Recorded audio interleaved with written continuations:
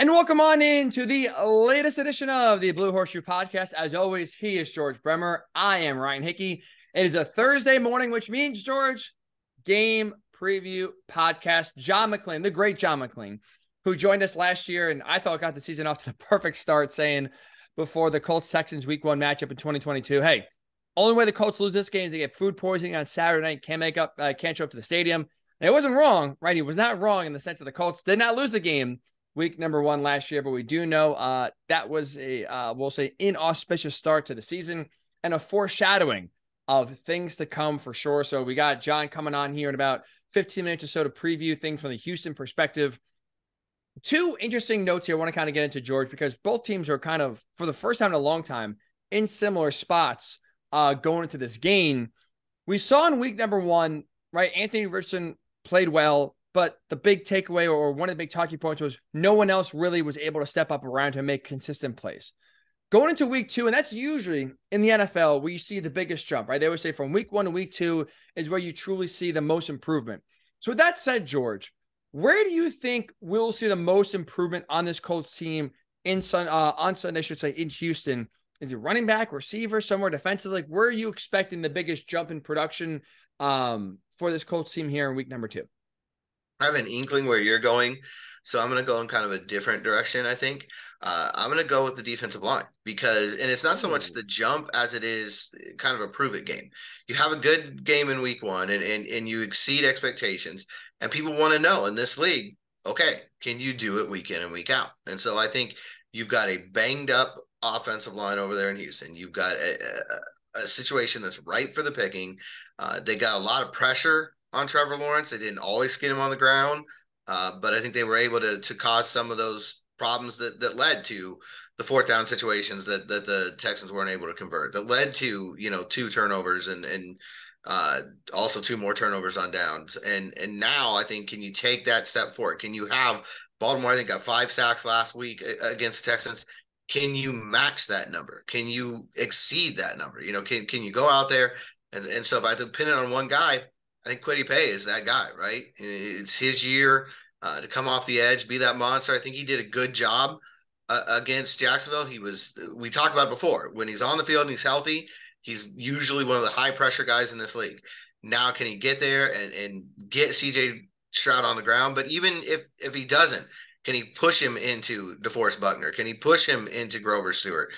Will you see a little bit more blitzing? Will Gus Bradley be a little more aggressive? Will Shaq Leonard get a sack on Sunday? Zaire Franklin get a sack on Sunday? EJ Speed get a sack on Sunday? I think Kenny Moore, we haven't seen that in a while. So to me, the defense needs to eat. They need to get these sacks. And I think they need to prove, because the NFL's always been a what have you done for me lately league. A lot of optimism coming off that game against Jacksonville. Now you've got a Houston team that's a little more ripe for the picking. Can you go out and dominate this offense and really stamp yourself as a defense to keep an eye on this year?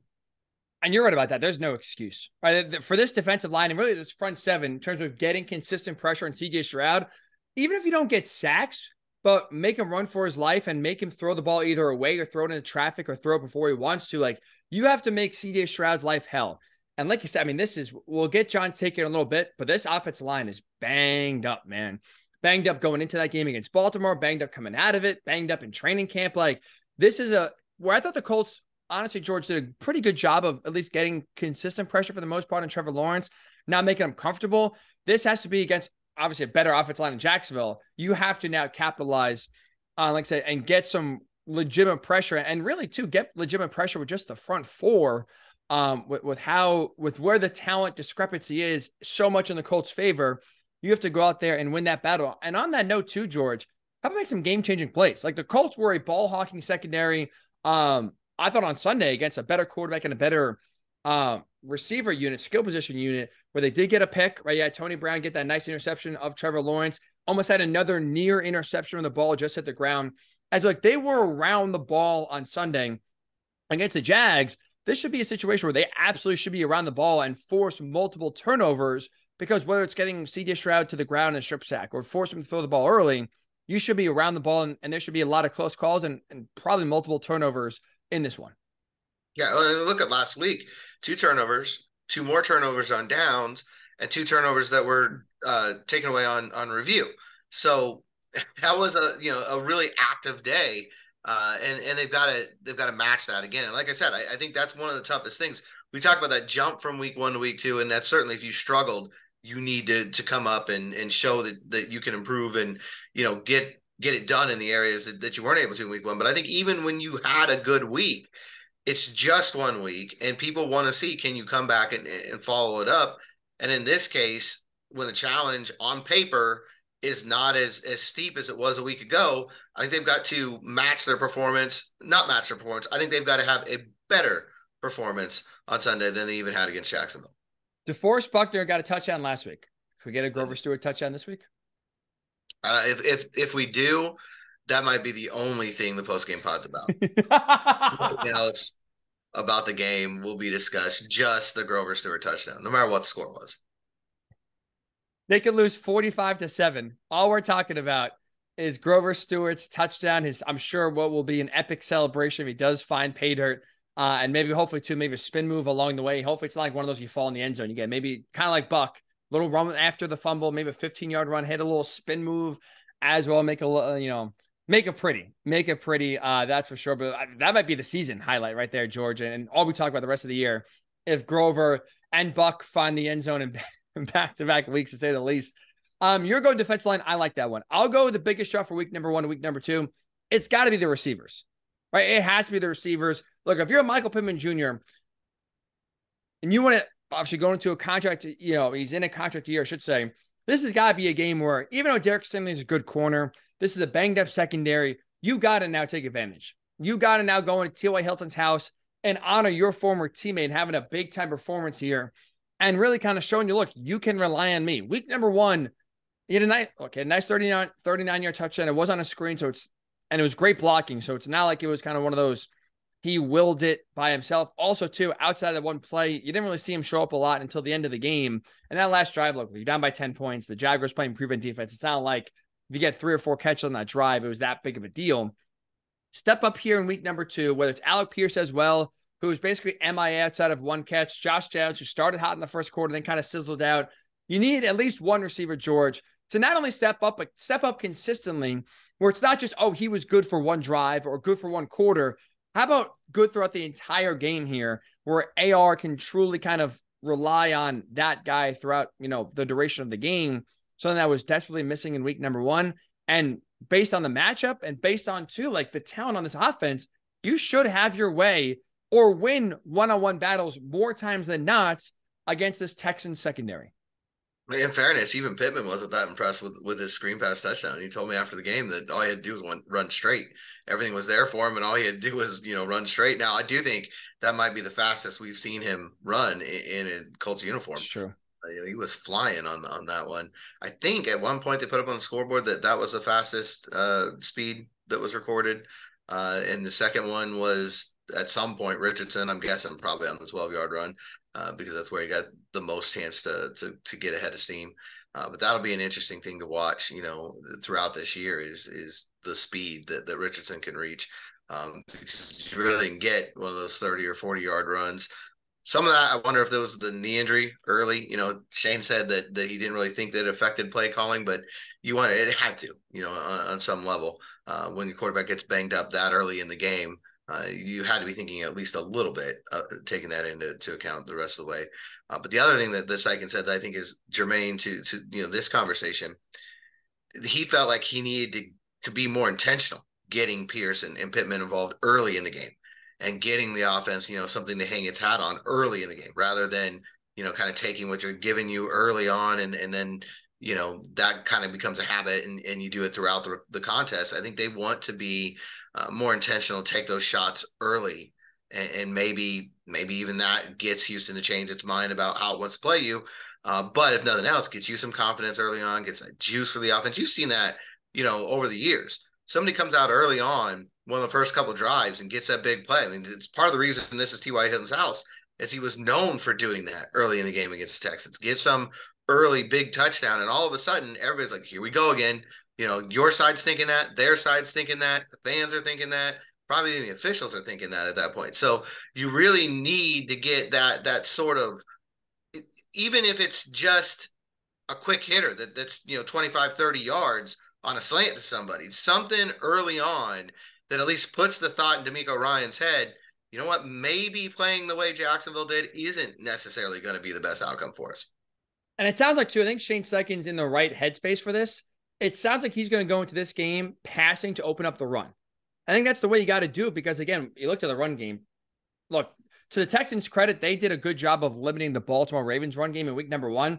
So it's not going to be a situation, even if Zach Moss returns, where I think you're just going to hand the ball off and get 5 yards of carry. It's going to be where you're going to probably pass the ball early. I mean, they had 3 pass attempts right on the first drive of Richardson's career to open the game last week against Jacksonville. So they tried to pass the ball early to set up the run. And you're going to need to try to spring, like you said, a big play here to now all of a sudden try to have the Texans focus more on the pass and try to open up the run game. The Texans, that's probably the strength of their team, is their front four, at least defensively. And they did a good job, like I said, limiting the Colts run game, the Ravens run game last week. You mentioned the Richardson injury, the knee injury. That's one where, again, 10 carries is a good amount, George. Like, you can't have Richardson being the primary rusher on this team each and every week. And hopefully if he's able to pass to set up the run, that opens up a little bit more holes for whether it's Zach Moss, whether it's Deion Jackson. We'll see how, what his role is here in week number 2. It should be limited, and assume it will be limited. Jake Funk, now that he got the elevation off the practice squad, he'll get some carries as well and get some burn. Don't know if we'll see a lot of Tyler Goodson here in week number 1, but I'll tell you this, George, or week number 2, if he runs well and he's averaging anything more than 2 yards a carry, I'll start calling him Tyler Godson, because you know what? That's a Godson right now for this running game with how bad it was in week 1. I think I said this on the last pod. If not, I meant to. A low bar for this team, no doubt. But the running backs just outrush the defensive line would be a step forward here. That would, and you may have to pass early in the game too to get that run game opened up and to get it to where you are outrushing your defensive line. But whatever it takes, please, like I said, get any semblance of a run game with your running backs, and that will be considered a week number 2 success. One more thing before we welcome John to the pod, George, and that is this. This team, we kind of mentioned before, both teams are in a similar situation for the first time in a long time. Rookie head coaches, rookie quarterbacks, both taking the top 5. I know it's a little tough because the Texans are banged up, but overall, George, going to this game, who do you think is in the better position to succeed? Is it CJ Stroud with the Texans or Anthony Richardson with the Colts?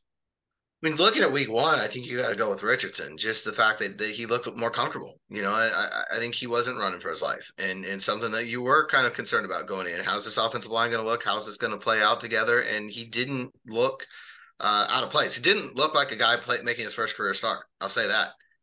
There was a lot of talk throughout the preseason. Did he play enough? Did he need to play more? He looked ready. From that standpoint, to me, he looked calm back there. He looked like he was in control. Obviously there needs to be guys around him making more plays. We've been talking about that for weeks. That if you've got a rookie quarterback, the guys around him have got to be that much better, because you can't make an error and make his life more difficult. I thought they cleaned up some of the problems that we saw in the preseason in terms of penalties. There was one big one that wiped out Evan Hall's run that would have been the longest run by a running back. But it wasn't happening as consistently as it did at times during the preseason, where, you just couldn't get any forward momentum because all of a sudden here came a flag. They did a decent job in the red zone. They just didn't get there probably as much as they would want to. They were falling short, honestly, at midfield. I think that was surprising to me. Their bigger struggles were, getting third down conversions and fourth down conversions between the 20s. Which I would not have expected coming in. So I just think when you look at the total package out there, the defense played better than expected. It looked like Richardson fit into what they want to do. And now the question more is, can these guys around him give him a little more help? On the other side, CJ Stroud was, and there's reasons for this, running for his life most of that game. And that's you just never want your rookie quarterback to be in that spot.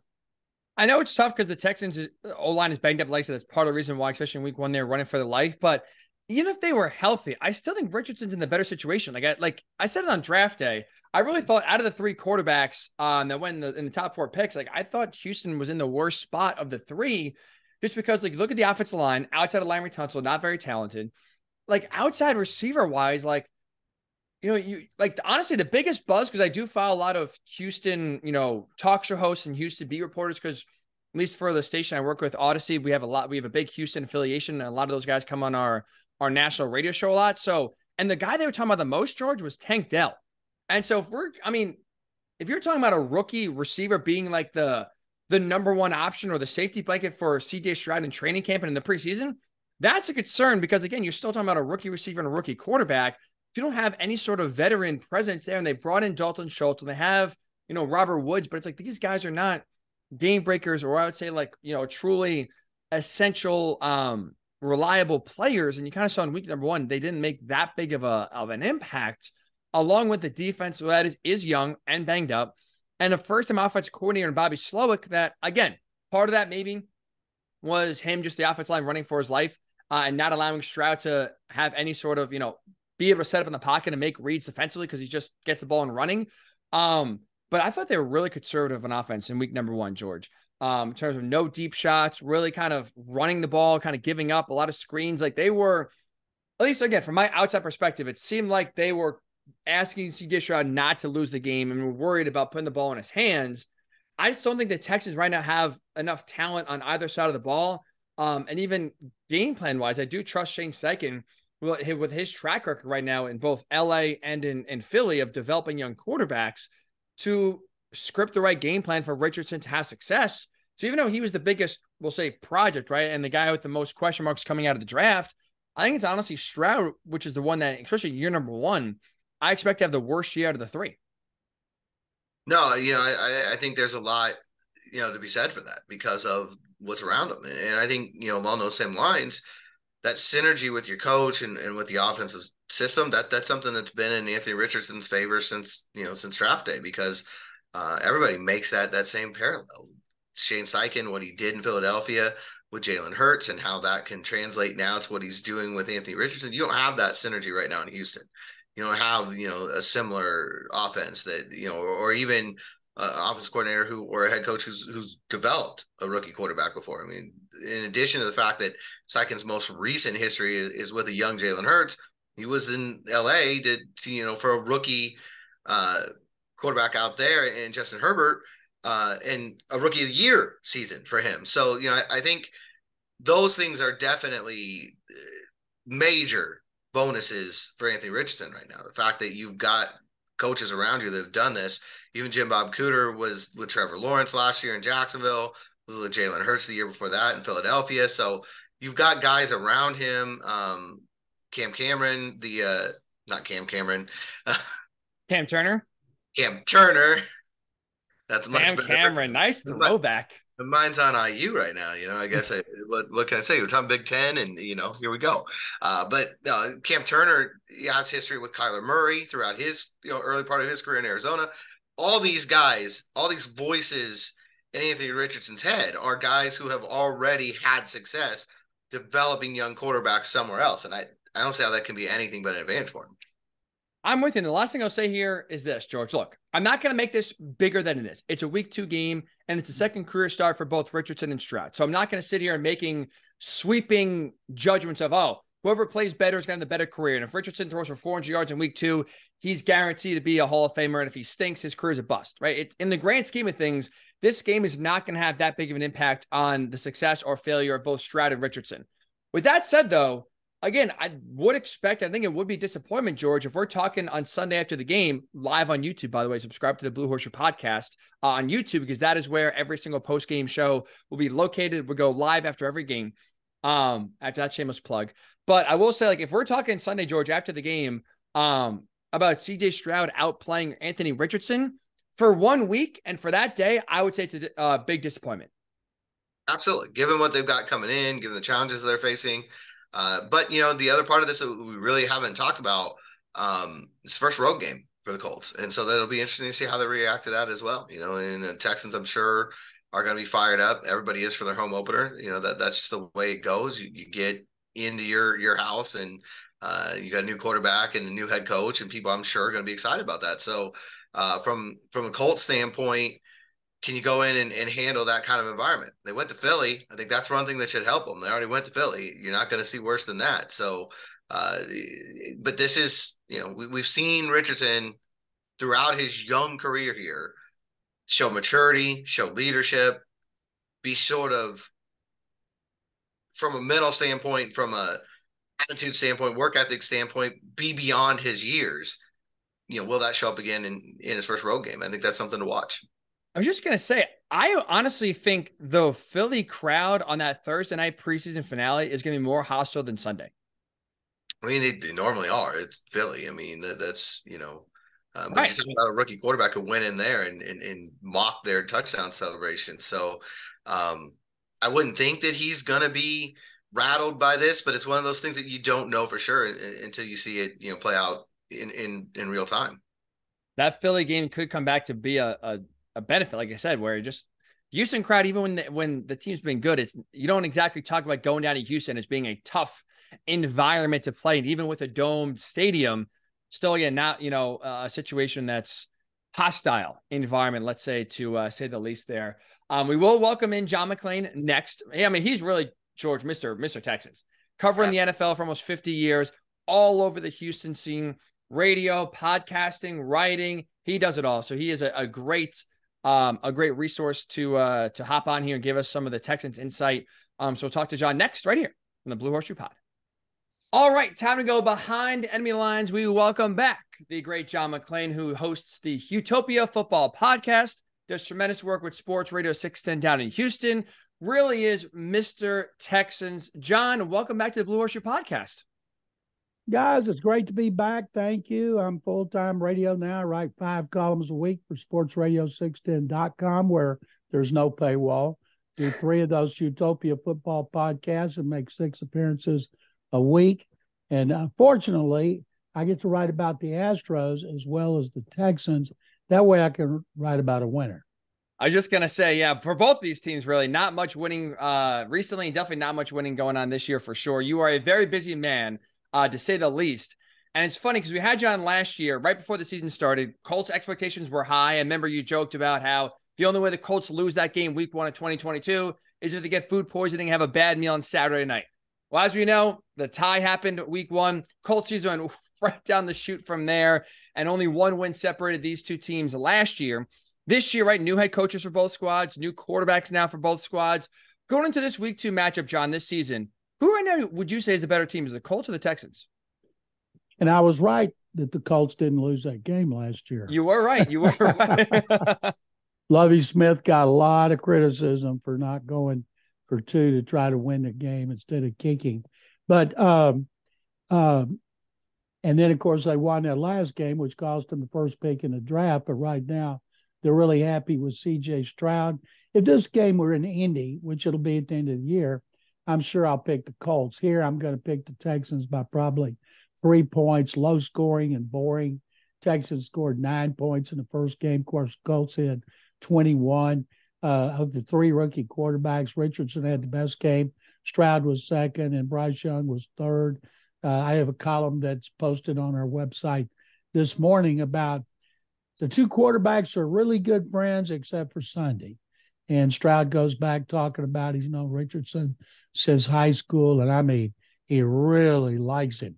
He didn't even call him Anthony, he called him Ant, and his dog Ant, and his boy Ant. And it's clear that they have, or at least on Stroud's part, and I'm guessing Richardson feels the same way, a real closeness. And the fact they know this is the first of 2 games for what should be many, many years unless one bombs out. So it's going to be fun. Usually 2 bad teams, nobody's paying any attention to, but because it's Stroud, the second overall pick, and Richardson, 4th overall pick, with new coaches and Shane Steichen and D'Amico Ryans, I'm really looking forward to this game. Richardson had much the same things to say in the locker room yesterday about CJ, how far they go back, how deep that relationship is, how he's rooting for him every game except for obviously the 2 that they play each other. One thing I'm wondering, you brought in D'Amico Ryans, obviously one of the more coveted head coaches of this cycle. Defense sometimes, it takes a while to build that. You got a new system. You got to get your guys, the right guys in place. How have you seen that developing? Where is that process, 1 week into it so far? The Texans' biggest weakness over the last 4 years when they've been pathetic has been their run defense. It's been terrible. Last year, it was the worst in the NFL by far. You know, Jonathan Taylor used to kill them, and they're so glad he's on PUP. And they allowed against the Ravens. I picked the Ravens to win the Super Bowl. I wanted to be a little different. And even though they won 25-9, Lamar Jackson, he threw for 179 yards. He had an interception. Defense forced 2 turnovers. Will Anderson Jr. had a sack, 6 hurries, 2 hits on the quarterback, and he was very disruptive, created an interception with his pressure. And we knew he was going to be good when they traded up to the 3rd pick to get him. And their defense was so much better against the run, 110 yards, 3.5 a carry. If you take away Jackson's 38 yards on scrambles, the running backs averaged 2.3 yards a carry. So that was very, very encouraging. And so here they come against the Colts. We all believe, as you guys saw in the first game, Richardson will be the leading rusher again. That's not what you want, but a lot of times you have that. Stroud ran 4 times for 20 yards. He didn't like to run, but he did out of necessity. And so I thought the defense was better. Secondary played well. Derek Stingley Jr. was tremendous.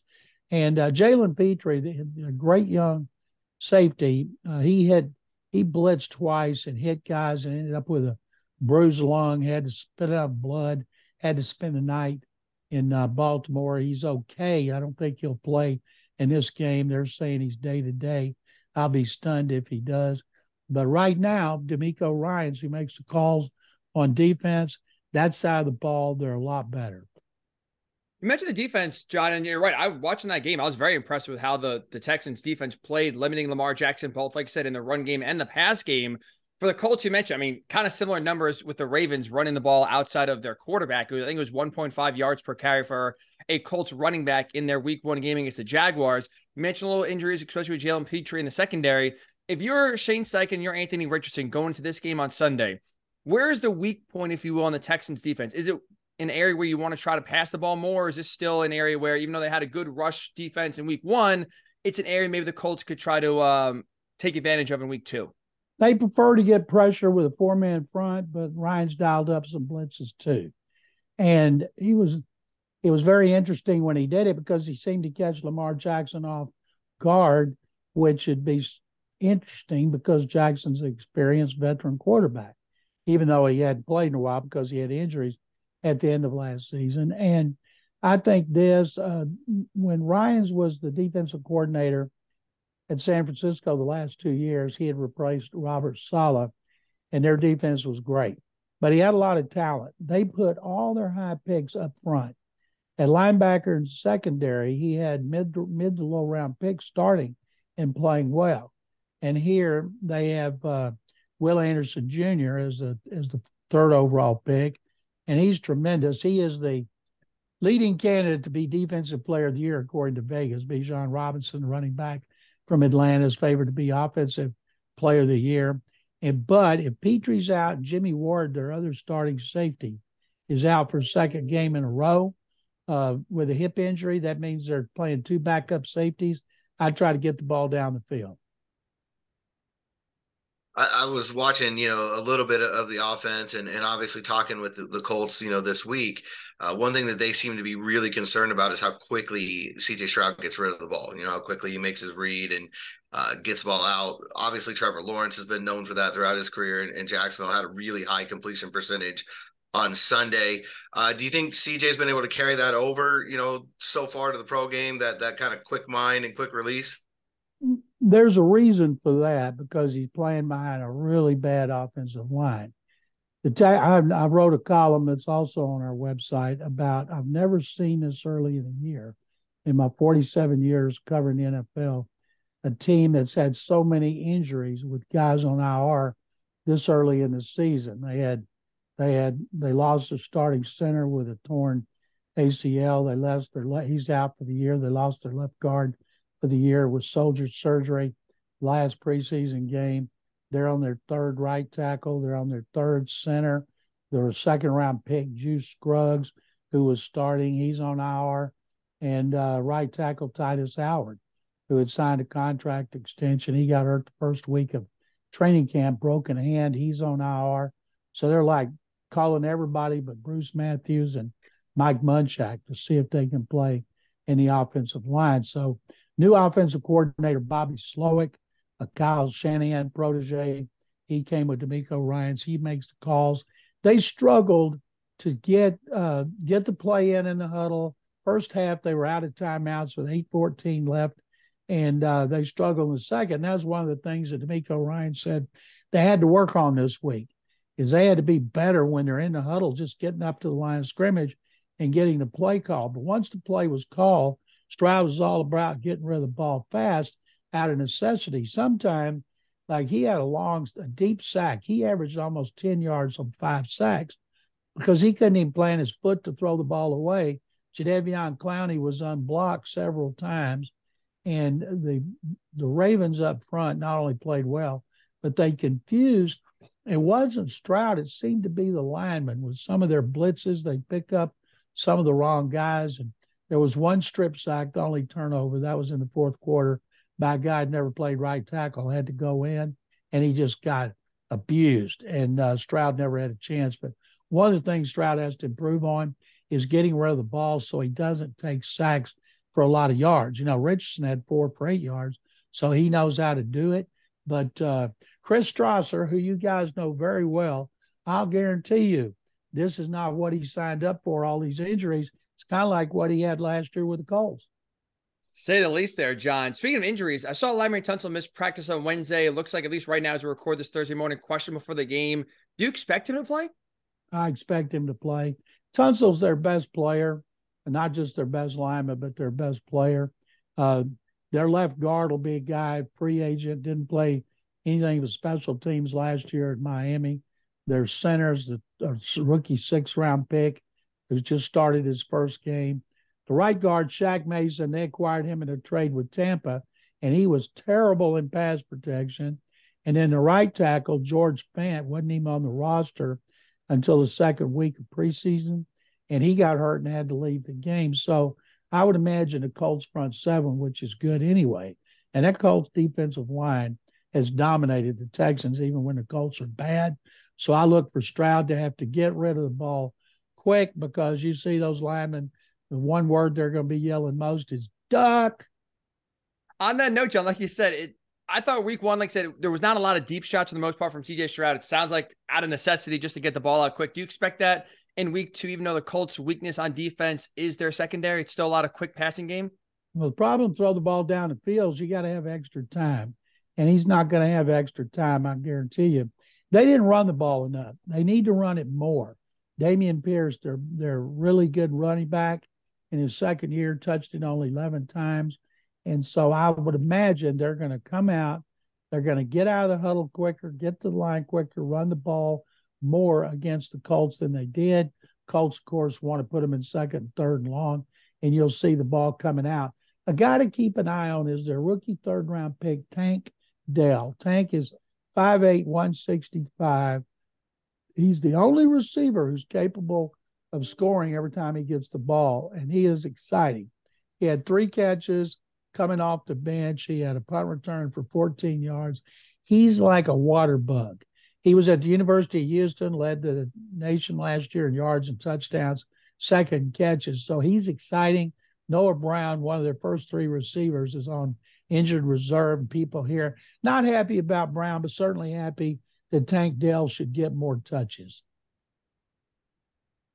I know the relationship here between Richardson and Josh Downs was pretty quick. 2 rookies coming in together, really hit it off from day one in rookie minicamp. Have you seen the same thing with Stroud and Dell? Well, it's been more of Stroud and Robert Woods, the 31-year-old veteran who was really good with the Rams, blew out his knee halfway through 2021, struggled last year with the Titans. Now he's all the way back, and sorry, that's my mower mowing our backyard. I apologize. And Robert Woods' his go-to guy, had 4 third-down catches, 1 wiped out by penalty. He looks for him in situations like that because he knows if it's 3rd and 5, Woods will be at 5 yards, not 4.5. And he and Dell have a good relationship, but I wouldn't say it's like Richardson is having with Downs at this point. Last question from me, John, is this. You look at the style of play from week 1 to week 2 for the Texans defense, right? Lamar Jackson, Anthony Richardson, both guys that are mobile, make plays with their legs, make plays with their arms, right? Jonathan Grenard, after the game, basically saying that Lamar Jackson made the defense's life easier because Lamar didn't run maybe as much as they anticipated. We saw Anthony Richardson be the leading rusher for the Colts on Sunday against the Jaguars, 10 rush attempts. Do you think going to this game defensively, the mindset is, hey, make Anthony Richardson be a thrower and limit his running? Or would you say the opposite? Maybe, hey, look, if he runs 20 times a game and stop passing, it's still a win for us. I think they would rather Richardson run and then contain him. They did a good job, except on one run for Lamar Jackson. He had 38 yards on 6 carries, and one of them was for double figures. But they did a good job of containing him and getting a lot of people after him. Jonathan Grenard, a veteran in last year of his contract, had a sack and 2 hits on a quarterback. He and Anderson and Jerry Hughes. Jerry Hughes is 35, found the fountain of youth here last year when he came back home to Houston and led the Texans in sacks. They got those 3 ends, and they did a really good job of setting the edge and not letting Jackson get outside. When he ran, he had to do it up the middle. And so I'm guessing Richardson, who, he looks like a tight end, runs like a wide receiver, he's going to be more physical. That's what the Texans keep talking about. Besides his great arm talent, of how physical, how athletic he is. And maybe Lamar Jackson was like that early in his career, but I don't ever remember him being as big and physical as Richardson is. I know here the fans, it's going to be a sellout crowd. They're fired up to see Richardson like everybody else is, and they are relieved they don't have to see Jonathan Taylor. Yeah, there's no doubt about that. I understand that feeling all the way around. My last question, what's the vibe in general right now in Houston? I know here there's some encouragement, young quarterback, that there's maybe a step forward. But both these teams have been kind of selling rebuilding plans now for, 4 or 5 years. How much patience is there right now? Lots of patience. People wonder, oh my God, how could they fire David Culley and Lovie Smith after one season? I'm thinking if you saw this team, you would understand it. But most of the national media, they haven't watched this team. There's no reason they would. They've been terrible the last 2 years. So when they hired D'Amico Ryans, who was wanted by all 5 teams, including the Colts, to interview, and he interviewed with Denver, canceled the others, told the Panthers, thanks, no thanks. And the Texans love Steichen. They interviewed him, and at one point, I thought they were going to hire him. But when D'Amico Ryans told them that this was his dream job because he played here, his wife's from here, they're building a home here, they were married here, their kids were born here, and they started a home for wayward boys during the pandemic. He wanted to come home, and fans were so excited because he's very inspiring. And when he got the job, fan base was pumped, media was excited, former players wanted to suit up and play for him. So people are really pumped. The busiest man in the NFL, podcasting, radio, writing. John, I really do appreciate you joining us here for a few minutes on Behind Enemy Lines. Guys, it's my pleasure. Thank you very much. Good luck to the Colts this season. All right, John's the best. I really do appreciate any time John does come on the pod, George. He was right, by the way. The Colts did not lose week 1 last year without food poisoning. He nailed that one. A tie does not count as a loss, so he is all over it. He was dead on it. If Rodrigo Blankenship makes the kick, could have been a little bit better. But no, I mean, probably the less said about week 1 from a Colts standpoint last year, the better.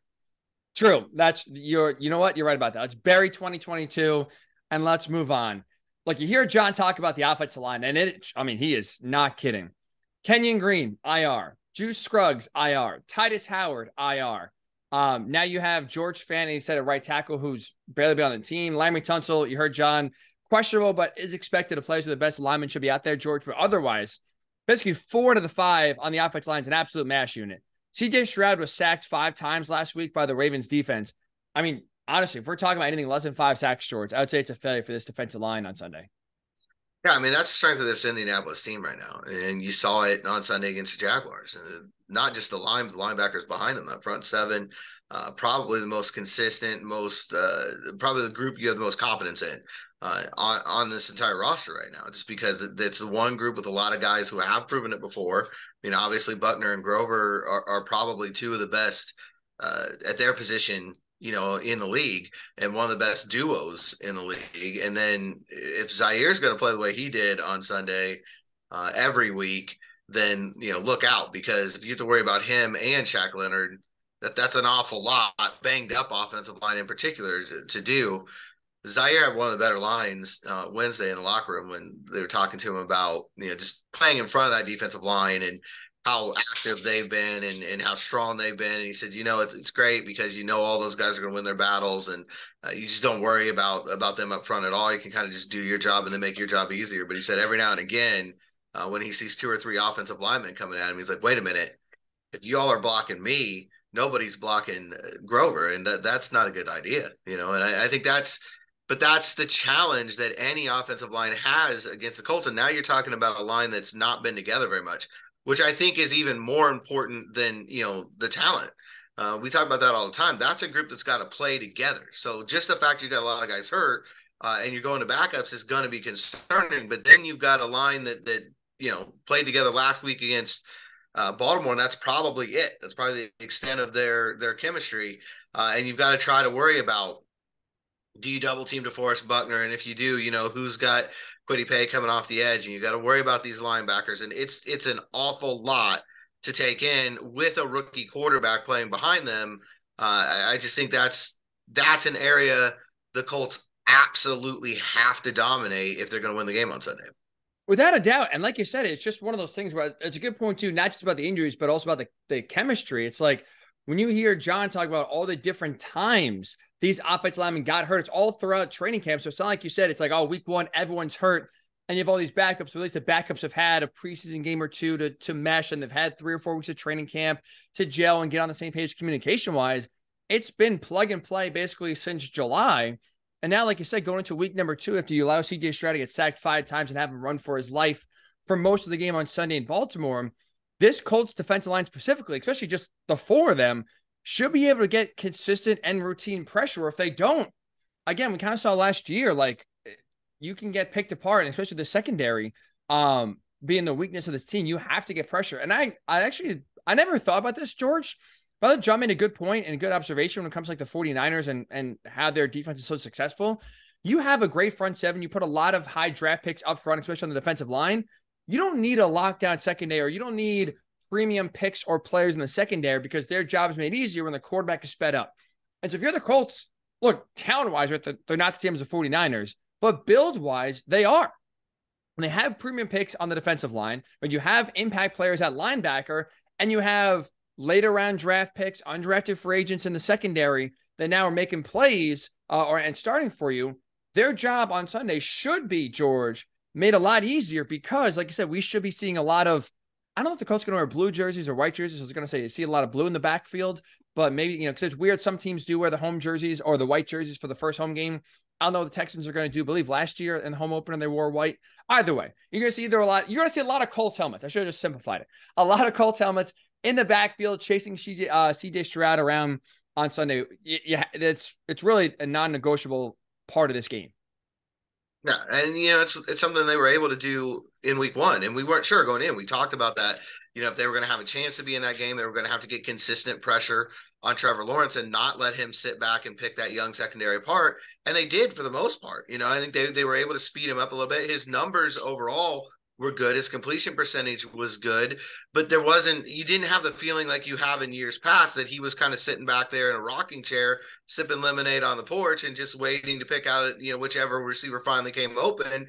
Obviously, Calvin Ridley had a huge game in the first half, but they were even able to shore that up in the second half. I went back and looked. He didn't have a catch in the last 26 minutes of that game. So, once they kind of figured things out, they did a really good job across the board.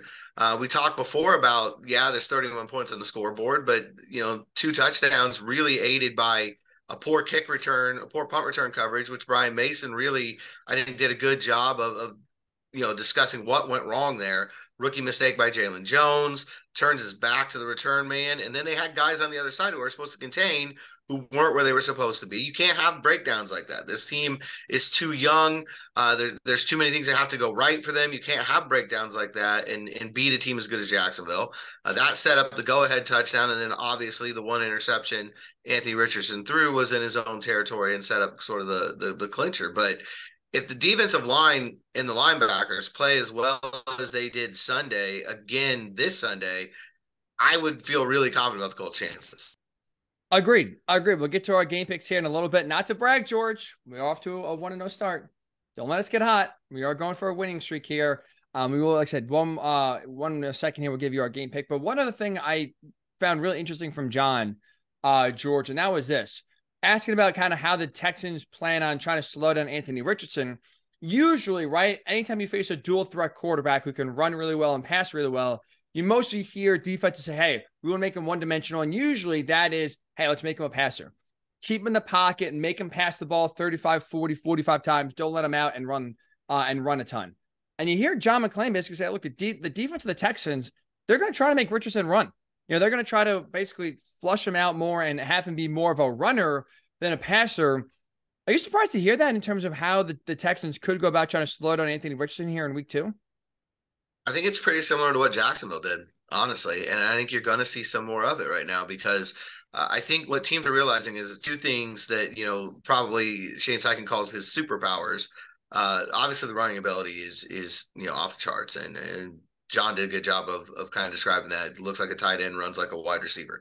You're obviously dealing with a freak of nature, in that regard. But the other thing I think that really scares you about him is the deep ball. I think he's probably already one of the top 5 deep ball throwers in the NFL. Just in terms of his ball placement, how far he can put it out there, all the things he can do in that area of the game. And so if I'm a defense coordinator, I think I'm going to do exactly what Jacksonville did. I'm going to play a zone. I'm going to drop everybody back. I'm going to keep him in front of me and say, okay, I'll live with 10 carries for 40 yards. That I can handle. I don't want 10 for 90 or 10 for 100. I don't want, a 40-yard touchdown in there somewhere.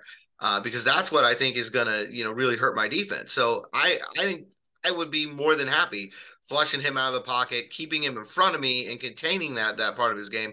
If it also meant because of the style of defense that I'm playing, I can take, away that deep throw, which I think for Houston is going to be critical. We talked about how banged up they are on the offensive line. Their defensive secondary is equally banged up. And we saw the Colts not really take a lot of deep shots against Jacksonville. Some of that was designed by the Jacksonville defense. Some of that I think is a rookie quarterback still needing to learn, how to read the whole field and exactly where to go. I mean, there's going to be some of that throughout the year. We know that.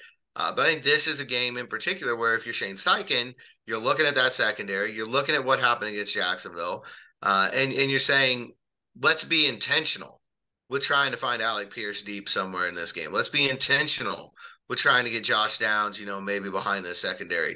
And let's, when a deep shot's dialed up, let's make it the first read. And that's the thing we kind of talked about in the open, George, too, about the receivers needing to step up here in week 2. Like, if John's projection of how the defense is going to play, and like you just outlined, basically play deep and force everything underneath and basically force you to nickel and dime you to death in order to get down the field and score a touchdown, like, you got to have a play made. And again, we kind of talked about after week number 1, Richardson, I think, showed you in his first career start, he can be patient. And if the defense wants to give him 10-yard ins and, 7-yard slant routes, he'll take it all day. But again, this is really a game where, because the defense is banged up, Derek Stingley is a great player, right? Great defensive back, but Jalen Petrie there, great safety, looks to be out. I mean, spitting up blood, being in the hospital, George. You talk about even just tough, just the fact he's not already ruled out here as we sit here on Thursday morning. That is tough right there. I wish I could say the same, but I am absolutely not in that level of tough, to say the least. You're shaking your head no. I'm guessing you're the same way, huh? I got a cough and I'm done. I'm out for the week. Forget about spitting up blood. Yeah, I may retire. My coach, I'm out. I'm tapping out, put my backup in for sure. But it's like, so you have a banged up secondary, like, make a play. Someone's got to be able to make a play here on Sunday and help out your quarterback. And I think that's part of what John was saying. And maybe in a way, without saying it, it's kind of one of those where he does not right now, and maybe the Texas defense not right now, trust or frankly is scared of anyone else outside Anthony Richardson. You heard him at least a few times mention, thank God Jonathan Taylor is not playing on Sunday, as someone who's always killed the Texans. And then you look around and goes, yeah, no one. I mean, Michael Pittman Jr. has potential, but he's not really shown anything or been consistent enough to have you say, like, oh, we got to stop our entire game plan and make sure 11 can't beat us. Alec Pierce was basically MIA. Josh Downs, outside of a fast start in the first quarter, really did nothing whatsoever. The tight ends were not much of an impact whatsoever. Like, you look around and it's like there really was. It was Anthony Richardson playing well and kind of no one else. If that's how, and like you said, I think teams going to play the Colts offensively like that now for a while until anybody can step up and make defenses think twice about basically just dropping back and letting Richardson just kind of do his thing. And part of the reason that they're happy that Jonathan Taylor isn't there, I mean, besides the fact that you're talking about the best offensive player on this team, one of the things the Colts can do to kind of stop this style of defense is run the ball effectively with the running backs. Get some big gains through, because as much as that defense is going to help take away running lanes for the quarterback, you're also not stacking the box as a result of that. And when you're not stacking the box, obviously there's room for running backs to eat. And if you can get, look, Zach Moss had 114 yards in week 18 against this team last time around.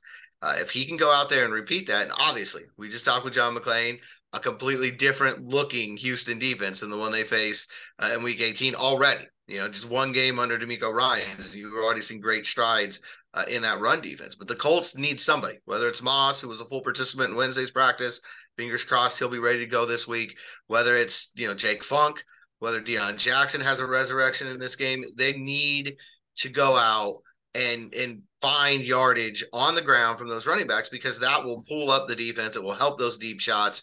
It will help the rookie quarterback in so many ways. And so, to me, that's until either a wide receiver shows that they can run past that zone coverage and get, that 50, 60-yard play that T.Y. Hilton used to be known for every single time he went to his house down there in Houston, or a running back is able to consistently gouge this defense, put up that 100-yard day. There's no reason for opposing defenses to do anything different. And you look at the game plan Houston had in week number 1, they basically did exactly what Jacksonville did. And you look, even though, and John said it, primarily the Texans are going to try to get pressure with a 4-man front, so they're not going to try to blitz a ton and play, more coverage. The Ravens, who are an offense for the most part, can run the hell out of the football. I know J.K. Dobbins got hurt, but still, outside of Lamar Jackson, you heard John say 2.5 yards per carry for a running back.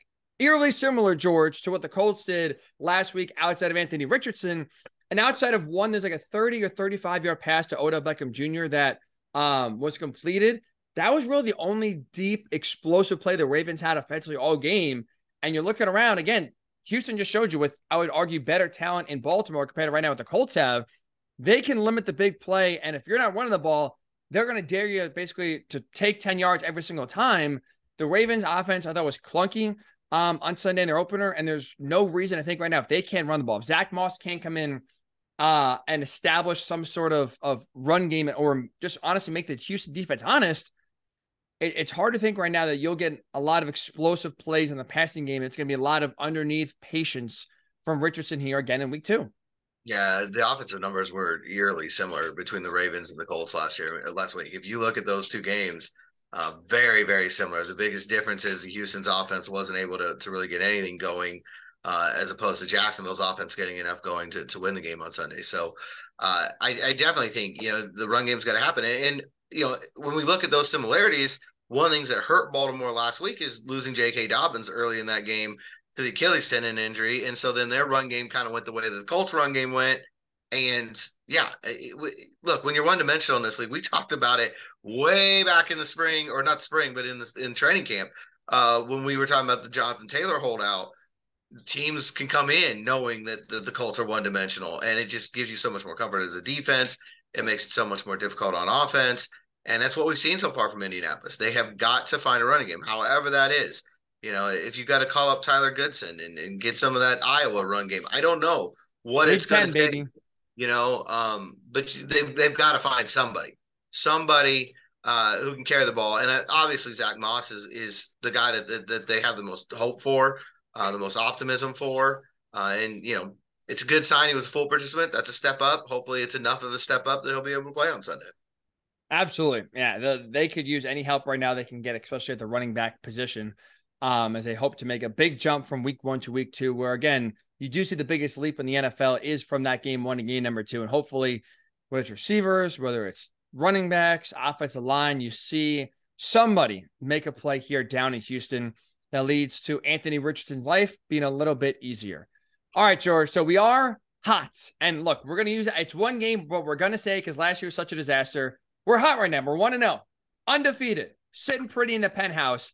Let's see if we can make it 2-0. Colts, the betting line has shifted, George. We talked about it on Tuesday's pod as we were recording. The Texans earlier in the week were favored. Now the line has shifted. Maybe the sharps are coming in. Colts now a 1-point favorite going down to, as you mentioned, T.Y. Hilton's house here. Who wins?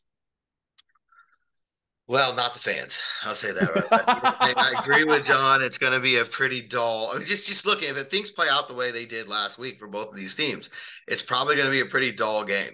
But I'm going to go with Indianapolis for the simple fact that I trust, as much as this Colts offense has struggled, I trust them to come up with a big play a little bit more than I do Houston right now, simply because of the offensive line issues the Texans have. So I think it's more likely that the Colts get something like that 39-yard touchdown to Michael Pittman at some point in this game than it is that the Texans get the game-changing play. Now, how much confidence do I have in that?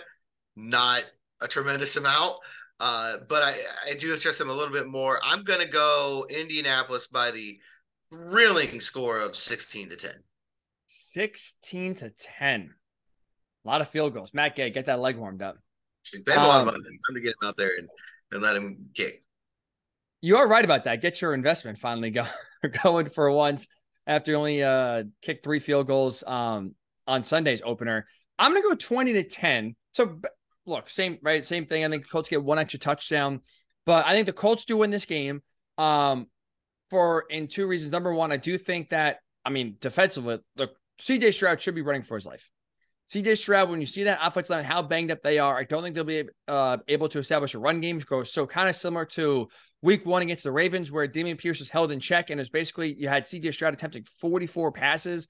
It was very lopsided run pass differential. I think we'll see a lot of that here in week number 2, where the Colts should get a lot of pressure, and a lot of pressure without blitzing, which that's obviously ideally what they want to do. And I just don't think right now the weapons offensively for Houston is able to take advantage of really a weak Colts secondary, kind of like the way we saw Calvin Ridley do in week number 1. They're just not talented enough, not healthy enough. So defensively, the Colts should put the clamps on, and 10 points absolutely I think was in realm. And offensively, look, I don't think we'll see a big explosion or see, Michael Pittman Jr. or Alec Pierce go for 150 yards. I do think we'll see a little bit better passing game. I do think, here's one. We will see an explosive play, George, of 25 yards or more in the passing game. I think we'll finally get one. Houston will try their best to limit it. I think one, though, will sneak through. Richardson looks calmer and wins the battle of top 5 QBs. 20-10, Colts win. We both are in agreement. Week 1, Jaguars win. We got that right. Both now in agreement. Week 2, Colts win, George. Hopefully go 2-0. Okay, well, we all got more wins than the Colts in week 1 in the last 10 years. So now we're going to try and get off to the 2-0 start and see how this goes. So you're saying a 20-plus pass without a screen pass, 20-plus yard pass, or 25-plus yard pass without a screen pass. My big bold prediction will be Shaq Leonard's going to get a takeaway in this one. Ooh, the Maniac is fully back, huh? Yeah, I think he's down there at T.Y.'s house. He's going to make a big play, and I'll even go so far as to say he's going to make it fairly early and get the juice coming for the Colts on that side of the ball. A Shaq punch, maybe? I love that. The ode to the peanut punch. Now, let me ask you this. If he gets a turnover, post-game, do we get the T.Y. Hilton clown mask? It's a good question. I wonder where that is. Michael Pittman right now has an alien mask in his locker that he's had for a couple of years. I don't know, is the time there is, I will say this. They added in the hallway on the way out to the practice field, from the locker room out to the practice field, they added like a series of, I don't know what you call them, great moments in Colts history. A lot of them are recent though, so it's not all the way past yet. And you can obviously tell that they're still working on it. It's a brand new project. But one of them is the clown mask game. So it's memorialized in the building. But I don't know where the actual mask is. That's a good question. I'm sure Tua has it somewhere in his house, somewhere in his possession. So hopefully, whether he's mailing it, whether he wants to hand deliver it either to the facility before they leave, or maybe you send it to the stadium, and they'll, I'm sure, know what to do with it and know who it's for. But I think absolutely that should be a yearly tradition, George. Anytime you go down to Houston, the T.Y. Memorial, or I don't know Memorial because it makes it sound like he's dead, but he's well alive. The T.Y. Hilton, let's say honorary clown mask, has to be given to the MVP of the game only down in Houston. I think it's only right. So hopefully, if you're right about Shaq getting a turnover early in the game, has to have the clown mask post game. You should be talking to him through that, right? through that hideous thing. Giving a lot of love to Marvin Harrison lately with good reason. Star for Marv, but Eugene Hilton's out there too. I think he's going to be a senior this year in high school, so he's getting ready to make his college choice. And maybe 5 years from now, Harrison Hilton passing combo in Indianapolis. I mean, why not? Let's just get them all. I like that. Double H. Something we'll think of it. We have plenty of time to think of a good nickname for those two. Hopefully when they're both Colts and both still tearing up the league like their fathers did in Colts uniforms. But hey, right now the future is now, right, George? Big week 2 game against the Texans down in Houston. We're both predicting a Colts win. Finger crossed we are right. And we are talking about a 1-1 team after week number 2. As a reminder, make sure, especially if you haven't now, subscribe to our YouTube page, Blue Horseshoe Podcast. That is every single Sunday where our instant reaction post-game show will be held live on YouTube. We're going to go live after each and every Colts game on Sunday. So if you listen to the podcast, again, I know it's a little inconvenient, but check us out on YouTube. That is where our post-game pods will be located after every game. So enjoy the game. Have a great weekend. We'll talk to you on Sunday, hopefully after a Colts win right here on the Blue Horseshoe Pod.